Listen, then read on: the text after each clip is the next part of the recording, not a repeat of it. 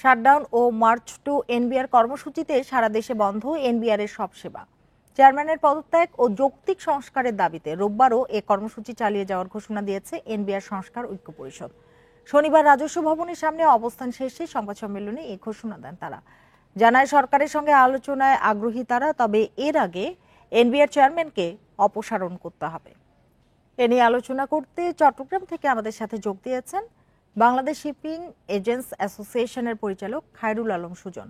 জনাব খায়রুল আলম সুজন, আপনাকে স্বাগত জানাচ্ছি ইন্ডিপেন্ডেন্ট টেলিভিশনে। যেটি জানতে চাই আপনার কাছে, যে চট্টগ্রাম বন্দরে আমদানি রপ্তানি কি পুরোপুরি বন্ধ রয়েছে?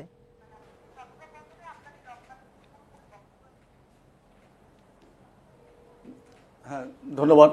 আমি শুনতে পাচ্ছি চট্টগ্রাম বাংলাদেশের একটি বৃহত্তম আপনার রাজস্ব আদায়ের একটি জায়গা। সেই জায়গাটিতে বিশেষ করে চট্টগ্রাম বন্দর, চট্টগ্রাম সমগ্র বাংলাদেশের একটি বাণিজ্যিক হাব। এই চট্টগ্রাম বন্দরকে কেন্দ্র করে যে আমাদের আমদানি এবং রপ্তানি পণ্যের যে আনাগোনা, সেটি আজকে টোটালি কিন্তু বন্ধ ছিল, এবং এই বন্ধ থাকার ফলে আমাদের যে আমদানি এবং রপ্তানির যে গতি, সেটি কমপ্লিট একদম স্লথ হয়ে গেছে, এবং এটি এক ধরনের বন্ধই বলা যাচ্ছে। আমরা যতটুকু জানি, একটি বড় একটি ফ্রেট ফরওয়ার্ডারের একটি হিসাব আমি আপনাকে দিলে আপনি সহজে বুঝতে পারবেন। তার প্রায় 1500-র উপরে কন্টেনার, এক হিসাবে প্রায় আপনার ধরেন 2800 টিউজের মতো কন্টেনার তার কিন্তু এক্সপোর্ট কন্টেনার নিয়ে 7টা ডিপোতে কিন্তু ওয়েট করছে। প্লাস পাশাপাশি আরও কিছু পণ্য, প্রায় 28,500 সিবিএম কিউবিক মিটার পণ্য কিন্তু অলরেডি ডিপোর মধ্যে কিন্তু রাখা আছে।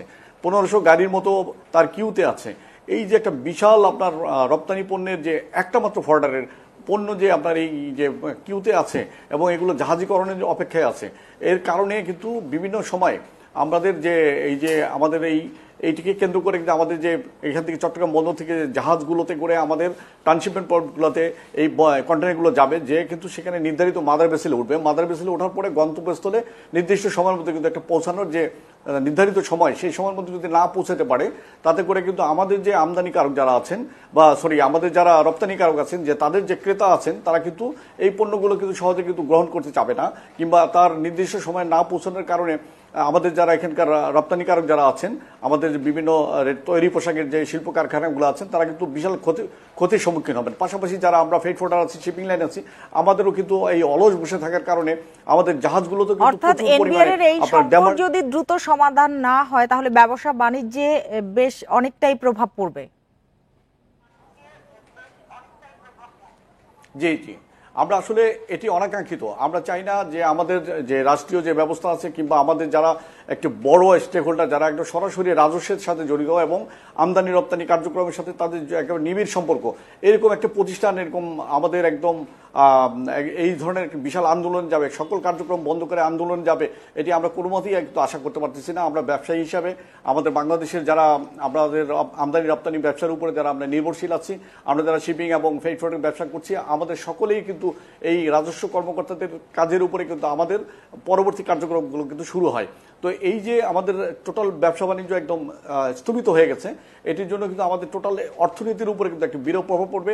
পাশাপাশি যারা আমরা রপ্তানিকারক আছেন, রপ্তানিকারক একটা কিন্তু বিশাল একটি আপনার ক্ষতির সম্মুখীন হবেন। আপনি একটা জিনিস চিন্তা করেন যে আমাদের দেশে যে ভাবমূর্তি, সেই ভাবমূর্তিগুলো কিন্তু যে বহির্বিশ্বে আমাদের যারা বিনিয়োগ করবে, তাদের মধ্যেও কিন্তু একটি নেগেটিভ ইম্প্যাক্ট তৈরি হবে। তো আমরা কিন্তু দিক থেকেই আমরা কিন্তু এটি বিশাল একটা ক্ষতির সম্মুখীন হচ্ছে। কারণ একটা জায়গা, এই যে রাজস্ব যে কর্মকর্তা যারা আছেন, তারা কাজ না করার ফলে এইটার কিন্তু ধারাবাহিক চেইন যে এফেক্টটা, একেবারে আমাদের যারা রপ্তানিকারকের যে একদম দোরগোড়া থেকে শুরু করে একদম ক্রেতার যে দোরগোড়া পর্যন্ত পুরো জায়গাটার মধ্যে কিন্তু এটা একটা বিরূপ প্রভাব পড়েছে। এটি কিন্তু আমরা চাই না এই অনাকাঙ্ক্ষিত ঘটনা আর দীর্ঘায়িত হোক। আমরা দ্রুত এটা সমাধান চাচ্ছি, কারণ আগামীকাল জনাব সুজন, একটু জানতে চাই যে মানুষকে জিম্মি করে আন্দোলন বা আলোচনা না করে সরকারের সিদ্ধান্ত, দুটোই কি অযৌক্তিক বলে মনে করেন?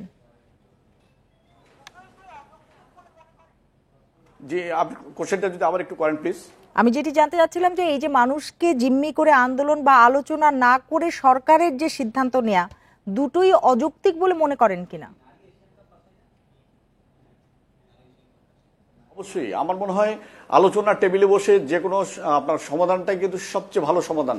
এরকম কোনো কিছুকে আপনার জিম্মি করে হোক কিংবা এইভাবে আমাদের পণ্যকে, আমাদের ব্যবসা বাণিজ্যকে আপনার অচল অবস্থা সৃষ্টি করে কোনো আদায় করাটাকেই কিন্তু আমরা যৌক্তিকভাবে মনে করি না। আমরা চাই যদি উভয় পক্ষ আপনারা সরকারের উচ্চ পর্যায়ের সাথে বসে তারা যদি একটি উইন উইন পজিশনে তাদের এই সমস্যাগুলো সমাধান করেন, তাতে করে আমরা যেরকম ব্যবসায়ীরা যেরকম স্বস্তির একটা নিঃশ্বাস ফেলতে পারবো, আমাদের অর্থনীতিতেও কিন্তু আমাদের সেটির একটি বাতাস আমরা দেখতে পাবো। নয়তো আমরা সবাই কিন্তু এটা আলটিমেট যে দীর্ঘমেয়াদী আপনার যে ক্ষতি, সেটির কিন্তু আমরা এই ক্ষতি থেকে কিন্তু আমরা সহজে কিন্তু বের হয়ে যেতে পারবো না। জনাব খায়রুল আলম সুজন, আপনাকে অনেক ধন্যবাদ আমাদের সাথে যোগ দেওয়ার জন্য, আমাদের সময় দেওয়ার জন্য।